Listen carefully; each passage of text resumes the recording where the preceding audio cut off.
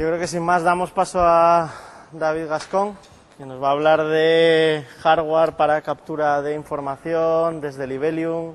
Están trabajando con tecnologías de software embebido, cómo están trabajando con sensores de última generación. Llevan años trabajando. Yo creo que son de los referentes en España ahora mismo y creo que a nivel europeo y mundial se les tiene en cuenta por eso, porque han sido referentes e innovadores. Así que sin más. Hola, buenos días. Bueno, lo primero de todo, muchas gracias a todos por asistir. Como han comentado en la introducción, nosotros llevamos algo de tiempo en esto. Ahora se habla de Internet de las cosas, se habla de sensores, nosotros llevamos cosa de 7 años ya en esto. Entonces, cuando ahora todo el mundo habla de la revolución del Internet de las cosas, 7 años, hace ya 7, 8 años, algunos estábamos como hoy, en un garaje, en una especie de laboratorio de 2 personas, trabajando un poco temas de cómo íbamos a conectar el mundo analógico, el mundo real que tocamos, olemos, sentimos, cómo lo íbamos a digitalizar y cómo lo íbamos a subir a Internet, cómo íbamos a poder hacer un modelo de negocio basado en eso. Cuando arrancamos no se llamaba Internet de las cosas, esto es un trend topic, un concepto nuevo que ha venido hace poco y que todo el mundo dice yo siempre he estado en esto, claro, lleva 2-3 años. Antes se llamaban Wireless Sensor Networks y era acerca de eso, eran acerca de sensores que interconectaban el mundo real. Que, vamos, las cosas no pueden hablar, no pueden expresarse y lo hacen a través de sensores. Entonces la única forma adecuada por la que podíamos obtener información del entorno, de un coche, de un edificio, de un árbol, era siempre a través de sensores que nos daban información de lo que estaba pasando en tiempo real. Entonces es fácil. Lo que hacemos nosotros en Libelium, una empresa de Zaragoza que nació con 2 personas de la Universidad de Zaragoza, mi socia Alicia Sin y yo, David Gascón, y que a día de hoy estamos 50 personas después de estos 7 años. Hacemos sensores, hacemos nodos sensoriales, son pequeños dispositivos, pequeños ordenadores, son microcontroladores que tienen acceso a pines analógicos y digitales y donde integramos sensores y radios de comunicación. O sea que el concepto es complejo, pero a la vez es muy fácil. Es integrar sensores que nos permiten, a través de un microcontrolador, digitalizar esos valores y una vez discretizados y digitalizados, los subimos a la nube.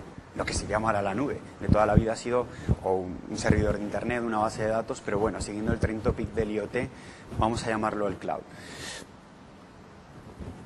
Esto que vemos es el resultado aparte de 7 años de investigación, lo importante de la plataforma que hemos desarrollado, que ahora os contaré un poco más, es que cuando empezamos con esto solo había opciones propietarias en el mercado. Como os podéis imaginar, el mundo del hardware siempre ha sido bastante cerrado, con compiladores cerrados, con librerías y APIs cerrados. Entonces la única arma que teníamos en ese momento para plantarnos delante del área de San Francisco, de Silicon Valley, era decir, nosotros tenemos nuestra plataforma con el SDK y las librerías abiertas, todo. Entonces, claro, las muchas empresas de allá tuvieron, primero, siempre se ríen, ¿no? Tienes la reticencia. 6 años después ya te iban diciendo, yo siempre aposté, ¿no? Porque esto era. Entonces, claro, en aquel momento fue lo único que podíamos hacer para plantarles cara, pero sin duda alguna fue la mejor decisión que hemos hecho jamás. Porque los desarrolladores no confían en nosotros porque no tengan otra alternativa, sino porque tienen acceso a absolutamente todo. Todo nuestro stack, todo el API, todo el compilador. Entonces, digamos que confían muchísimo más en la tecnología que les damos. Cuando empezamos con la tecnología también, otra de las cosas que nos diferenció fue que la mayoría de las empresas de hardware se centran en verticales. Yo hago Smart Cities, yo hago para parking, para detectar coches cuando tienen que aparcar, yo de calidad del aire, yo de calidad del agua. Cada uno se centra en un vertical. Y nosotros decidimos hacer una tecnología base para que pudiera funcionar con cualquier vertical. Entonces, lo que tiene, o podría decir la magnificencia de lo que hemos hecho, de lo que más contento estoy, aparte de los algoritmos de bajo consumo que tienen, que eso luego explicaré un poquito más, es la capacidad de hacer todas estas aplicaciones usando el dispositivo que habéis visto. Con este pequeño nodo, que tiene el tamaño de una tarjeta de crédito,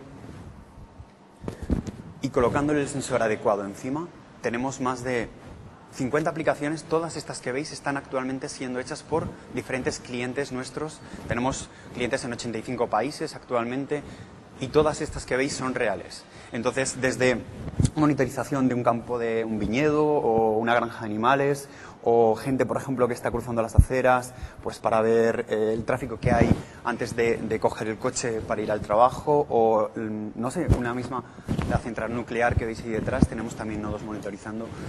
Daré algunos ejemplos más, pero todas las que veis aquí y en nuestro website, si le echáis un ojo veréis, aparte de los casos de éxito que tenemos publicados, que será una pequeñísima parte porque por temas de confidencialidad no podemos publicar el 85% de lo que hacemos, porque imaginaros que muchos son para entidades, gobiernos, ayuntamientos, empresas grandes, y todos los proyectos son... No es que estemos haciendo tecnología, que decir, de uso hipermilitar, pero aunque sea una red ciudadana, la quieren mantener hasta que no pasa el tiempo y no lo tienen todo bien claro, se mantiene el proyecto en secreto. Entonces, tenemos un pequeño subset de 10-15 proyectos que son los bandera y vamos sacando nuevos más, pero tenemos cientos de los que están pasando como estos que veis aquí. Básicamente, nuestra plataforma permite esto: conectar cualquier tipo de sensor a través de cualquier radio de comunicación con cualquier plataforma cloud, servidor web, base de datos, y esto es nuestro modelo de negocio. Es trabajar con fabricantes de sensores para integrarlos, trabajar con fabricantes de microchips de transmisión para hacer que sus protocolos funcionen y trabajar con empresas cloud para hacer que sea compatible con nuestro sistema. Entonces somos los creadores de un ecosistema de empresas satélite que rotan y se trasladan alrededor nuestro para intentar hacer, y nosotros somos como el pegamento que intenta que todo esto pase, ¿no? que sea real. Tenemos un montón a día de hoy, de plataformas cloud, por ejemplo, que son compatibles con nuestro sistema, como veis aquí.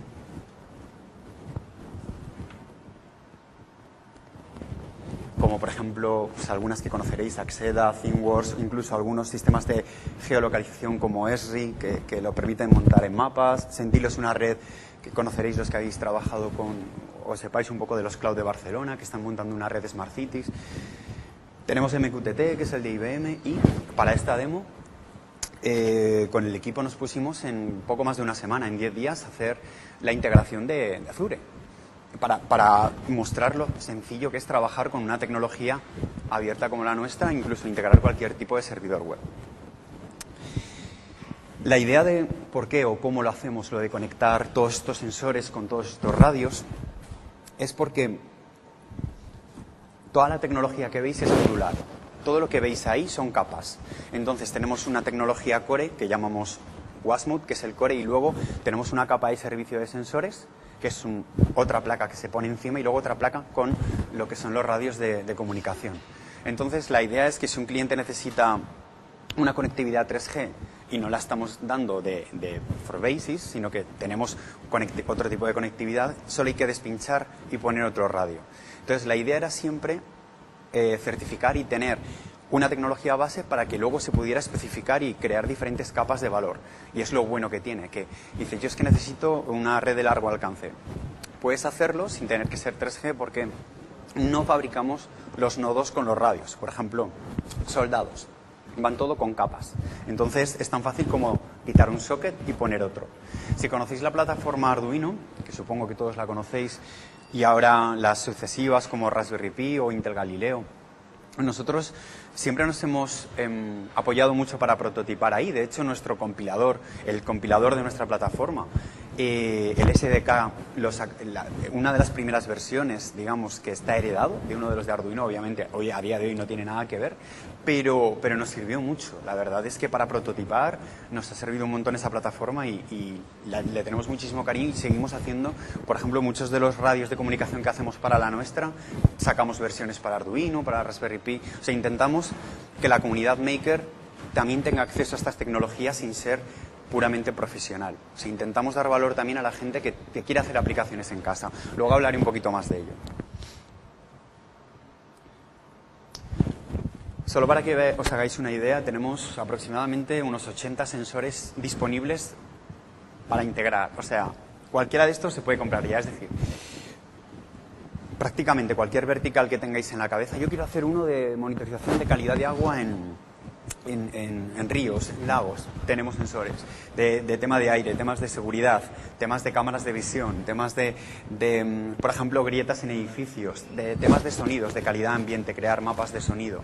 Bueno, no voy a listarlos todos, pero es que tenemos páginas y páginas. Por ejemplo, algunos sensores de agricultura. Luego os explicaré algún proyecto interesante de los de agricultura de precisión que tenemos, que creo que son bastante vistosos y que dan una visión bastante cercana de para qué sirven. Cuidamos mucho, básicamente, dos aspectos de nuestra plataforma. Uno, el bajo consumo. Tenemos unos modos de sleep de aproximadamente... No voy a indagar mucho en la parte técnica porque sé que las jornadas de hoy están más orientadas a la parte de software, comunicación, interconexión, pero sí que es importante, y yo creo que cuando empecé la empresa, yo soy ingeniero informático y siempre he tenido ese cariño a la transversalidad, a saber lo que estoy haciendo más allá de mi parte, sino conocer el sistema en cada una de los layers que al final lo forman. Y comentaré solo dos cosas. La primera es que del fruto de estos años tenemos unos algoritmos de bajo consumo que están por debajo del microamperio. O sea, con una batería de las del móvil, de las típicas de 1000 miliamperios o 1500, 2000 miliamperios que tenéis en el móvil, los nodos pueden durar 4 o 5 años dependiendo, vamos, desde 2 a 10 años dependiendo del tipo de aplicación y de cuántas veces queréis enviar la información. Pero es algo real, ¿eh? Con la misma, el móvil dura un día, 2, 3... Pues con para que veáis un poco la gestión energética, de 5 a 10 años tranquilamente se pueden hacer con estos nodos. Otra de las cosas que tenemos aquí, esto que veis es una red esto es una prueba que hicimos hace 2 semanas de comunicación de estos nodos. En líneas vista estamos, para que os hagáis con frecuencias por debajo del gigahercio, estamos transmitiendo a 21 kilómetros y diréis, ya, pero esto es en ocasión ideal, esto es en línea vista, es verdad, pero estas son en ciudad. Y en ciudad tenemos igual, 2-3 kilómetros atravesando 10, 12, 15 edificios. Son nuevas tecnologías que nacen a suplir las de la banda de 2.4 GHz, que son donde está todo el Wi-Fi, Bluetooth y tal. Nos hemos ido de esas bandas y trabajamos en 868 MHz, que nos permite básicamente hacer las instalaciones y hacer las redes que sea solo conectar y funcionar, que no sea que los problemas no sean de interconexión, ¿no? Yo creo que la tecnología avanza muchísimo y una de las mejores cosas que tenemos en la plataforma es que con el radio adecuado la red se hace sola, vamos, no hay problemas de conexión.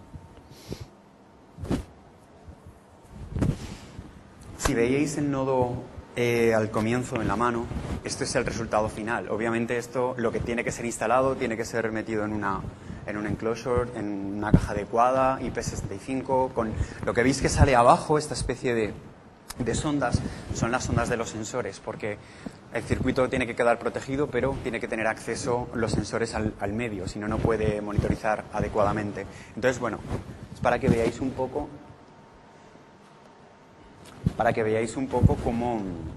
cómo es el resultado final de uno de estos nodos que están instalados en las ciudades. Tienen un panel solar que básicamente permite recargar la batería hasta el infinito, o sea que si hay luz, y en España, por ejemplo, tenemos bastantes horas de luz, la batería, digamos, que dura, nunca llega a descargarse. Entonces, los años de vida dependen solo de la degradación de los componentes o de los sensores que tienen que sustituirse. Bueno, no entraré. Tenemos muchísimos modelos, es lo que os decía, cada una de las placas que os enseñaba antes tienen su correspondencia en lo que es el modelo preparado para ser instalado. Pero bueno, esto es más como una adaptación al mercado, cómo facilitar la vida a desarrolladores, que yo sé de software, yo solo sé de programar. Cómo puedo adquirir unos dispositivos que sea off the shelf, conectar, ¿no? Y de hecho esta línea la llamamos Plug and Sense. Es como una alegoría un poquito al Plug and Play, pero en sensores es Plug and Sense. Entonces la idea es, yo cojo lo que es la familia o cojo el nodo que me interesa, lo programo, lleva un USB también externo que se puede acceder y a partir de ahí el nodo no hay que tocar nada, no hay que saber de electrónica. Entonces lo bueno que tiene nuestra tecnología es que si sabes de electrónica puedes sacar el máximo partido. Y si no sabes, puedes adquirir esta línea que está preparada solamente para instalar y te olvidas de todos esos problemas de conocer. Claro, para eso hemos estado trabajando nosotros en ello. Este es el ejemplo de un nodo de agricultura. Está monitorizando viñedos y tenemos un proyecto en Oregón, en Estados Unidos, aproximadamente de unos 200 nodos, que el proyecto le llaman Smart Wine, como el vino inteligente, básicamente porque a través de estas cepas ellos saben perfectamente cómo va a salir el vino. Y me diréis, sí, bueno, eso está bien, es la teoría. No, realmente. Tenemos unos sensores que se llaman dendrómetros, que miden el diámetro del tronco de la vid. Entonces, cuando la vid absorbe agua, medimos cuánta agua absorbe. Entonces, el enólogo sabe cuánta agua tiene la uva, cuánto azúcar tiene y cómo va a salir el vino. Obviamente no es tan sencillo como eso, pero la base es esa. Y sí pueden saber si un vino va a salir más fuerte, más fino, si más afrutado, menos, con más cuerpo, solo por la cantidad de agua que absorbe realmente y por la cantidad de agua que evapora por las hojas. Ahora no están aquí, esto es después ya del periodo de madurez de la uva, pero vamos, para que veáis un poco ejemplos de cómo se usan. Por supuesto, todo esto, ¿qué decir? Yo me centro más en la otra parte, pues toda la interconexión es lo que os contaré luego un poquito y pondré el ejemplo de Azure de cómo trabaja nuestra plataforma con ello. Otro caso que tenemos en Santander, tenemos unos 1000 nodos, concretamente 700 monitorizando lo que sería sitios de aparcamiento. Esto que veis aquí es el nodo enterrado y son sensores en el suelo. Entonces tú vas con el coche, aparcas y el nodo detecta el coche y dice: en tal calle hay 3 sitios libres. Entonces tú vas con el móvil y dices: en esta calle ¿cuántos sitios libres hay para aparcar? 3, o 2, o 1, o ninguno, entonces no voy. Entonces la idea es dar información al ciudadano antes de que se encuentre un atasco o de, pues bueno, es un ejemplo de uso de las redes de sensores pues para facilitar un poco la vida del ciudadano en algo sumamente práctico como es encontrar aparcamiento, ¿no? Nosotros no somos una empresa que haga proyectos, hemos hecho alguno personalmente, un par o 3, pero somos distribuidores de hardware y firmware. Es decir, nosotros damos la tecnología para que otras empresas creen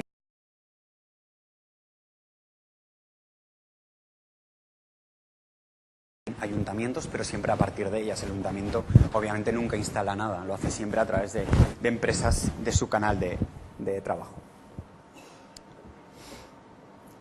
Otra de las cosas que ya comentaba antes, que estamos metidos ahora bastante lleno, es el tema de monitorización del agua.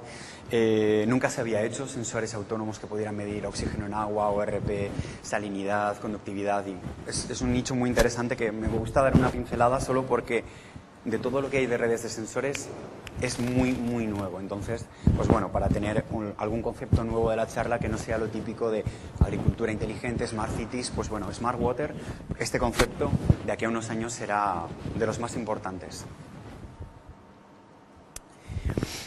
Un caso interesante que me gusta un poco comentar porque la gente se queda con él, ¿no? No es solo idea de negocio. Cuando pasó todo esto, lo de la catástrofe de Fukushima, con todo lo del tsunami y tal, nosotros colaborábamos con un montón de gente y de Hackerspace allá en Japón, porque no tenemos solo la línea profesional, sino que tenemos la línea Maker.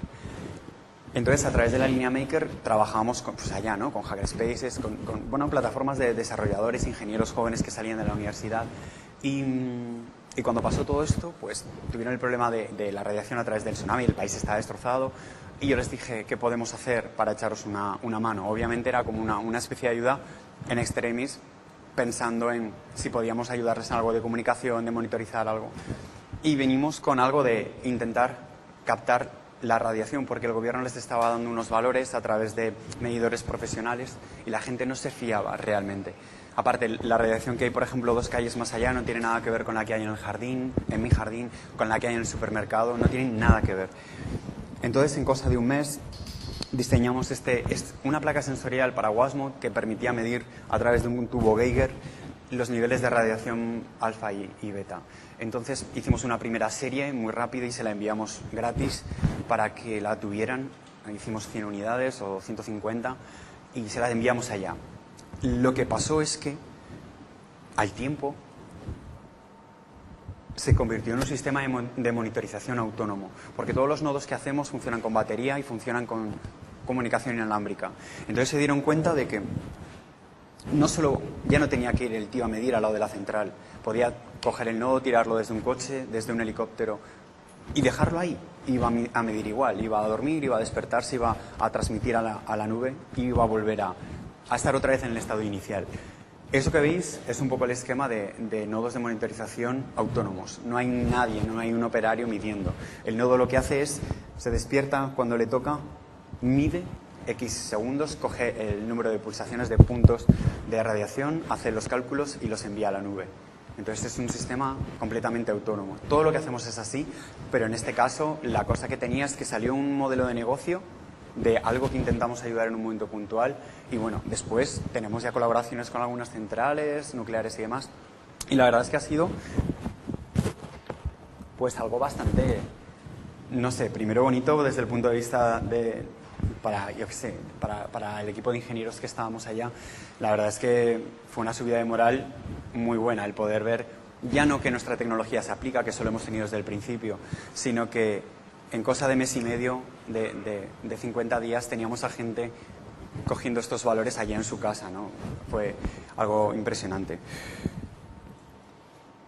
Otra de las aplicaciones así un poco que yo creo que la gente se impacta más son redes de monitorización de incendios forestales. Dejábamos los nodos de las primeras redes que hicimos en los árboles. Son nodos muy pequeños, con paneles solares también pequeñitos y permitían monitorizar si hay un incendio forestal en árboles en el bosque. Y esto es tal vez de los proyectos, no es de los que nos dan realmente dinero, pero es de los que haces, primero porque puedes, porque la tecnología lo permite y segundo, porque son de los más interesantes. Muchas veces los proyectos que más rentabilidad dan, cuando has hecho 3, 4 o 5, pues no dejan de ser más de lo mismo o son más aburridos o te metes ya en temas de regulaciones, certificaciones, de sacar papeleo burocrático.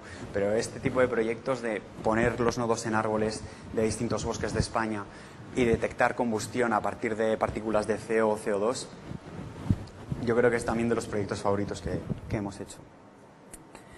Y luego en 2013, a partir del sensor de radiación que hicimos, conseguimos hacer algo que en la empresa, pues bueno, para nosotros también ha sido de lo más importante, que ha sido un poco, pues, trabajamos con una empresa americana que quería medir la radiación en el espacio. Entonces, básicamente, les hicimos el sensor para integrar en su satélite. Y bueno, para una empresa de Zaragoza así de pequeña que hace unos años estábamos, pues 10, luego 15, 20 y ahora 50, pero en 2013 estábamos como 25 personas, una cosa así. Y bueno, pues aquí veis un poco, este es el resultado, este es uno de los satélites, se llama CubeSat y es el primer satélite open source que ha habido. Y nosotros participamos añadiéndole la parte de monitorización de radiación. Entonces, cada vez que hay una tormenta solar ahora, pues este satélite la recoge y la manda a la Tierra. Pues bueno, esa tecnología, la verdad es que siempre intentamos abrir los horizontes lo más que podemos, hacer cosas nuevas y yo creo que este proyecto para nosotros fue de lo más interesante. Una vez más, los proyectos más interesantes no son los más rentables muchas veces, a corto plazo, pero nos dan una visibilidad tremenda y luego también tener la capacidad y la responsabilidad de hacer un proyecto así, pues bueno, para el equipo es muy importante, ¿no? Es decir, el meternos en cosas tan complejas y que requieren ya no solo hacer algo que se instala en un árbol y que puedes ir a bajarlo. Una vez lanzas el satélite ya no hay forma de recuperarlo. Entonces, las pruebas, la metodología de trabajo nos ha hecho mejorar mucho como empresa y meternos en estos proyectos imposibles que parecen imposibles, yo creo que es un poco a veces el acicate para mejorar mucho, ¿no? Y a nosotros nos ha servido. Me quedan un par de transparencias antes de meterme ya en lo que sería la conexión de todo esto con Azure, porque no olvido que estamos en la conferencia de interconexión con el cloud y que entiendo que los que estáis aquí es porque os interesa ver un poco qué es, cuál es esa facilidad y cómo podemos completar ese círculo de captación de valores de sensores, almacenamiento en el cloud y visualización. Solo comentar un par de proyectos porque hasta ahora han sido las líneas profesionales, lo que hemos hecho como Libelium, como la empresa que da servicio a otras empresas. Pero Libelium tiene una rama que es nosotros somos una empresa, como Libelium somos una empresa open source, es decir, todos nuestros SDKs, APIs, todo es open source. El hardware que tenemos como producto es cerrado, el hardware. Pero todo lo que es, o sea, somos open source, no digamos open hardware.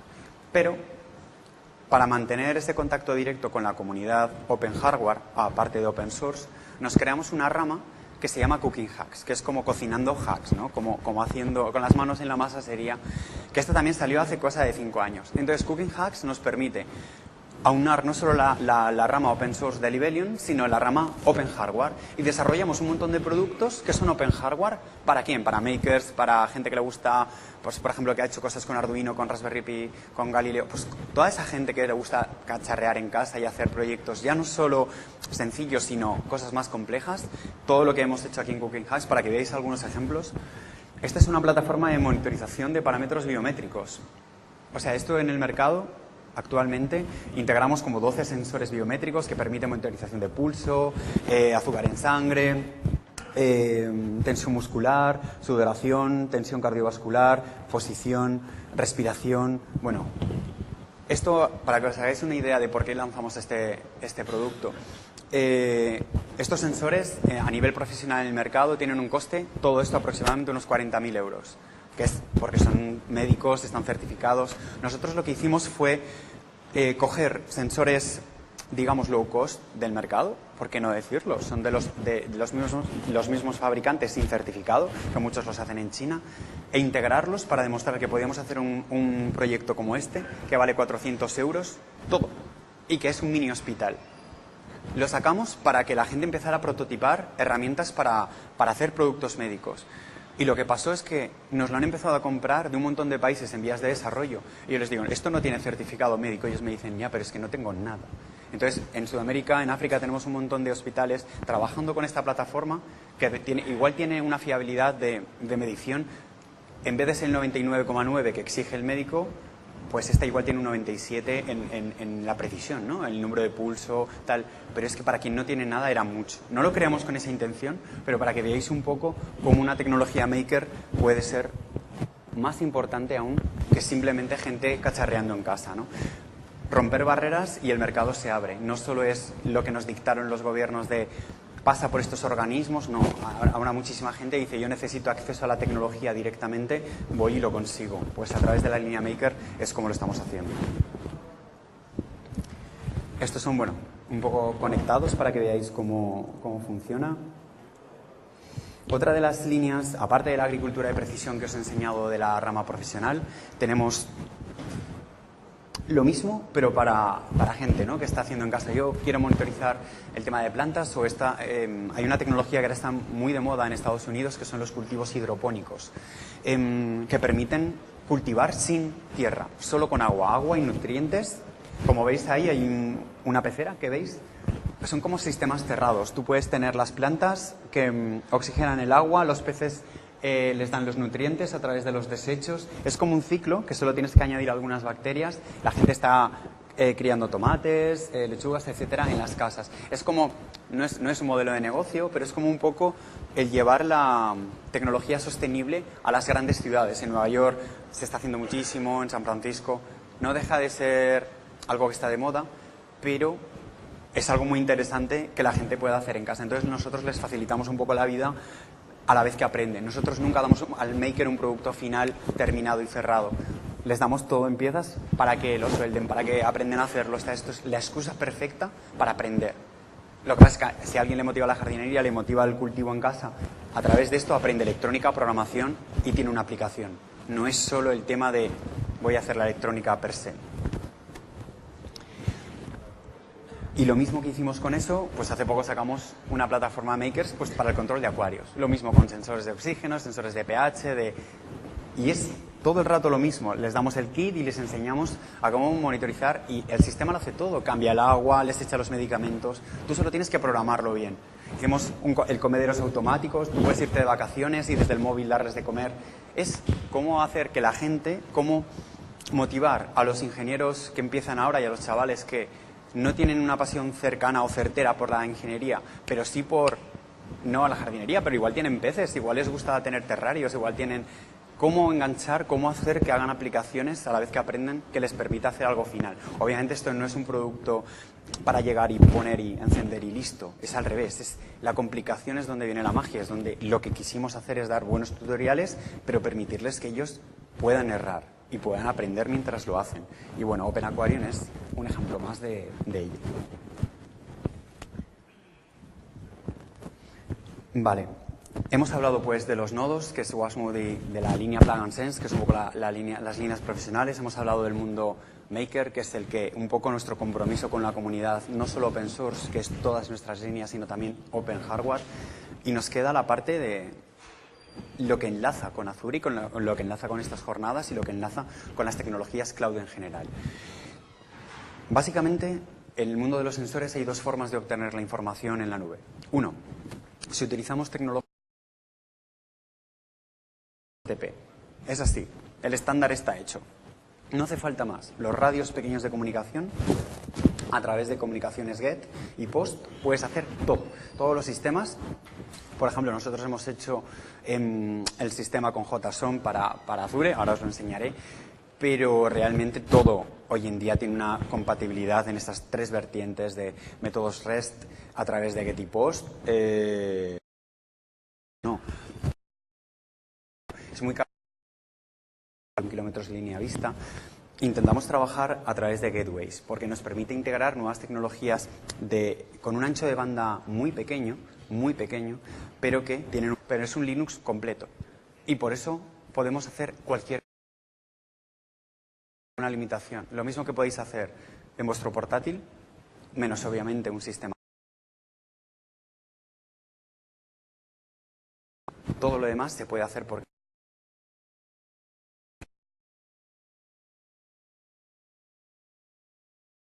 los nodos transmiten en uno de los interfaces del gateway, que es la puerta de acceso a Internet. Cogemos esa información que viene de uno de los radios y lo que hacemos básicamente es dos opciones. Una, almacenarla internamente. Si no tengo conectividad, tenemos bases de datos dentro de estos gateways de hasta... Teniendo en cuenta que cada trama ocupa aproximadamente 100 bytes, tenemos para cientos de millones de tramas, que no es que esto esté pensado para ser un servidor web, pero puede trabajar durante meses o años sin que se nos agote el disco duro para almacenar. La idea normalmente es que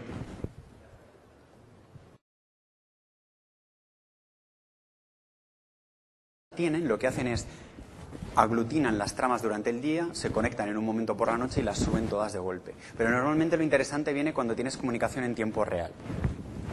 El siguiente paso es usar uno de los radios de comunicación con el exterior, con los servidores web de Internet. Cualquiera de estas tecnologías, Ethernet, Wi-Fi o 3G, nos permiten llegar a Internet y ahí ya insertarlo en una base de datos, SQL, cualquiera, o trabajar a través de los que llamamos los Cloud Connectors, que son agentes que funcionan dentro de esta máquina Linux y que nos permiten comunicarnos directamente con todos estos clouds. Estos son algunos de los partners que tenemos ahora y la demostración que hemos hecho esta semana es con Azure, que no es aún a día de hoy una plataforma, digamos, oficial nuestra, soportada, porque hemos empezado, digamos, a hablar a raíz de estas jornadas, pero que es muy probable que lo sea y es muy fácil que lo sea, porque una vez hecho el agente es ya simplemente, digamos, hablar de una forma de más de tema de branding de empresas, de puedes utilizar el logo, no puedes, más que de otra cosa. Entonces este es el esquema general y es lo más importante para tener en cuenta todo lo que queramos. Lo mismo que podéis hacer en el portátil o en un servidor, lo podéis hacer aquí, con la limitación de 8 GB de espacio de librerías. Pero 8 GB dan para mucho en un dispositivo embebido. Mi idea no es tener todos los runtime a la vez, es probar todos, pero puedo compilar en la misma máquina. Esto de hacer cross-compiling, de yo hago un script que lo tengo en mi ordenador, luego lo tengo que portar, no tengo librerías dinámicas todo el tiempo que lo soporten, se ha acabado. Puedes tener el runtime completo y compilar en el mismo gateway. ¿Vale? Es bastante interesante. Para que veáis un poco, entonces, he puesto simplemente algunos runtimes, environments. Nosotros por defecto tenemos MySQL instalado porque es súper sencillo y porque solo utilizamos la base de datos como un buffer diría, un pequeño buffer mientras la información está en la máquina antes de ser enviado a Internet. Entonces no necesitamos tampoco mucho performance, demasiada eficiencia a la hora de trabajar con los datos. Nos valdría cualquier base de datos interna. Hemos probado también Postgre, es que son prácticamente para esto que queremos. La diferencia, no hay diferencia. Algunas características técnicas, CPU, pues bueno, ¿para qué más? Si en realidad gestión de datos, parseo, gestionar algunas conexiones entrantes y salientes, 500 MHz, vale. RAM 256, bueno, lo importante es esta parte. La idea de que un solo concentrador pueda tener diferentes radios. Esto nos permite ahorrar muchísimo dinero porque ahora tenemos ayuntamientos que tienen diferentes redes. Yo tengo una red de parking, tengo una red de calidad del aire, tengo una red de smart cities de ruido, de calidad de entornos de ruido. Y las instalan diferentes empresas, pero la red de gateways de la ciudad es común. Entonces, cada uno puede tener una interfaz para gestionar las tramas que llegan, pero después lo que son los endnodes son distintas subredes de cada uno de los players que están dando servicio.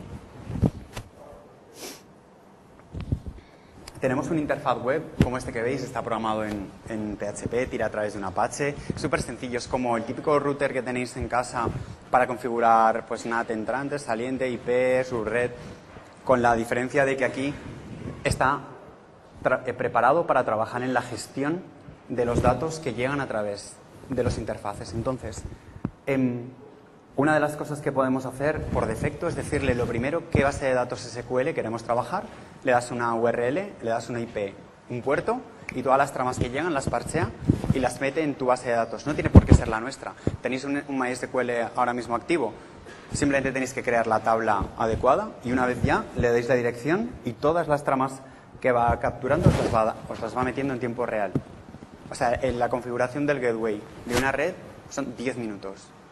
Súper sencillo. Lo hemos hecho así porque muchos de nuestros clientes empezaron siendo empresas de ingeniería y ahora nuestros clientes, ahora que se ha expandido tanto el IoT, es gente que hace 2 años estaba programando webs.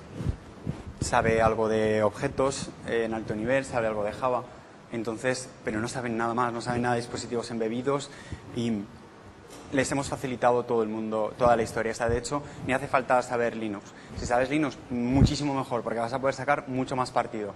Que no sabes, no pasa nada, porque todo el interfaz web lo que te permite es controlar toda la máquina. Estos son los datos que obtenemos para que veáis un poco el tipo de tramas que envían nuestros nodos. Estas son las tramas después de ser descifradas y es, por ejemplo, un modelo ASCII que te dice el nodo ID, qué tipo de trama es, el timestamp temporal y ya valores de sensores, la localización GPS, el nivel de humedad de suelo, la humedad de ambiente,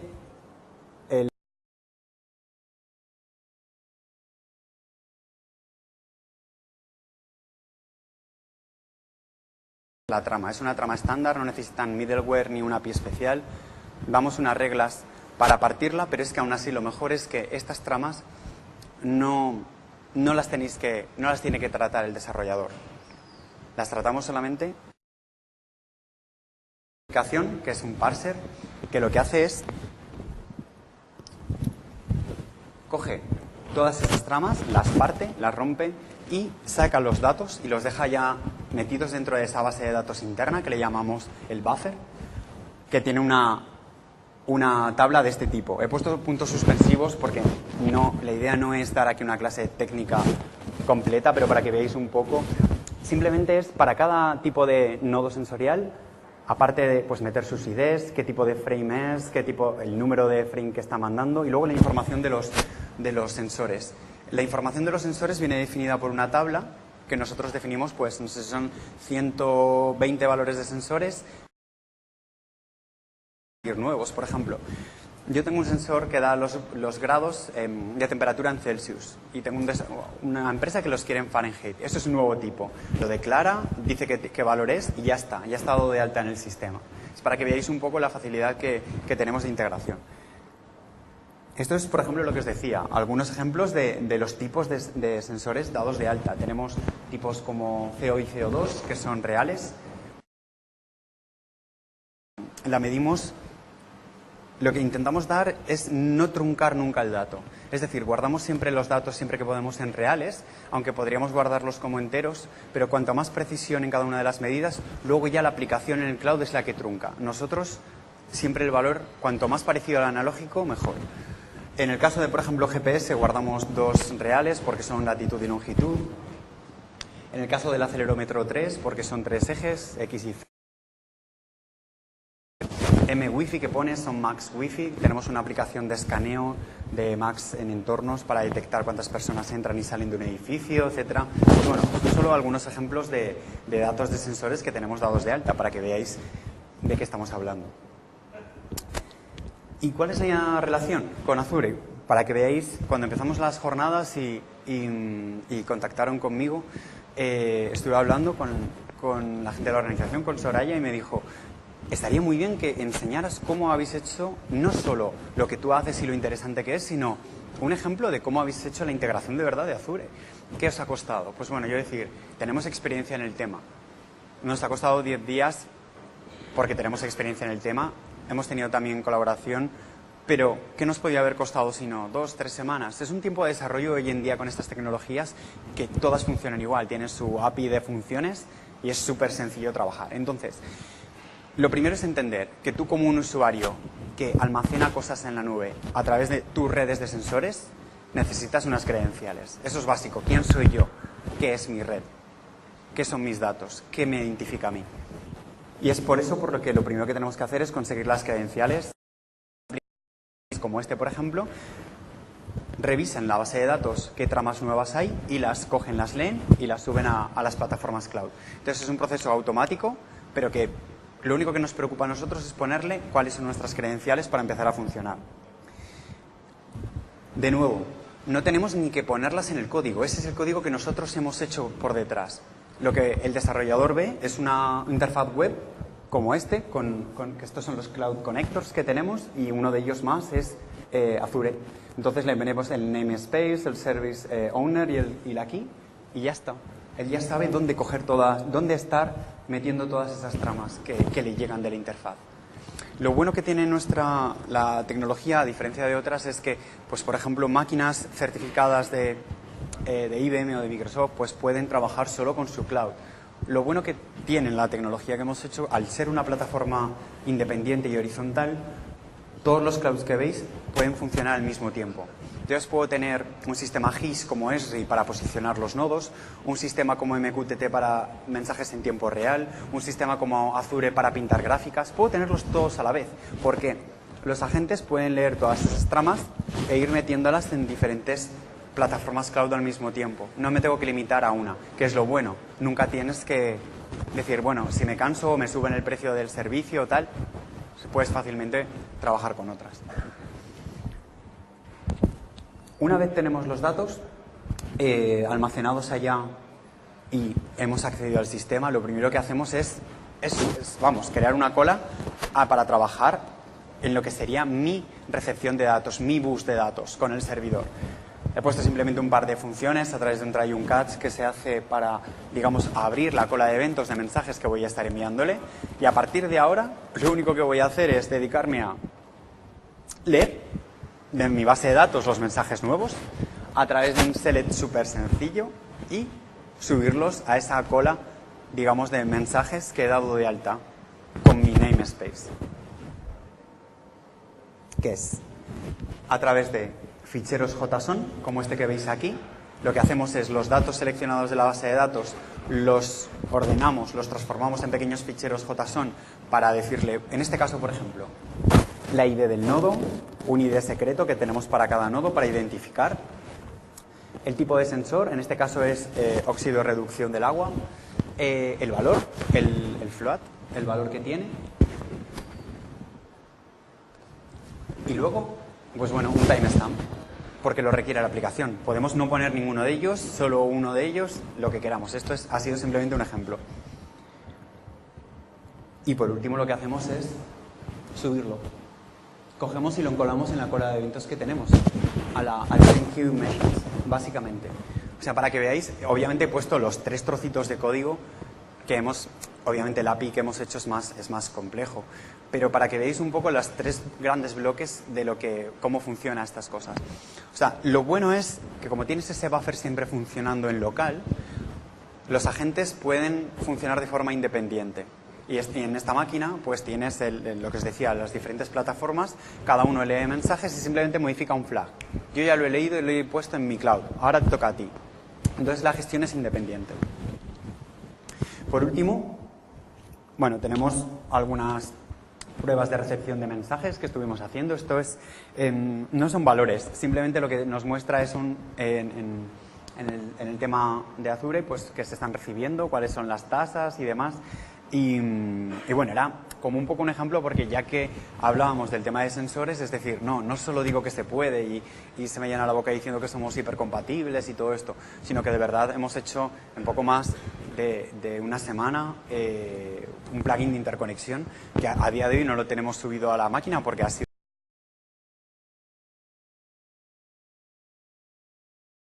para un número determinado de plataformas cloud.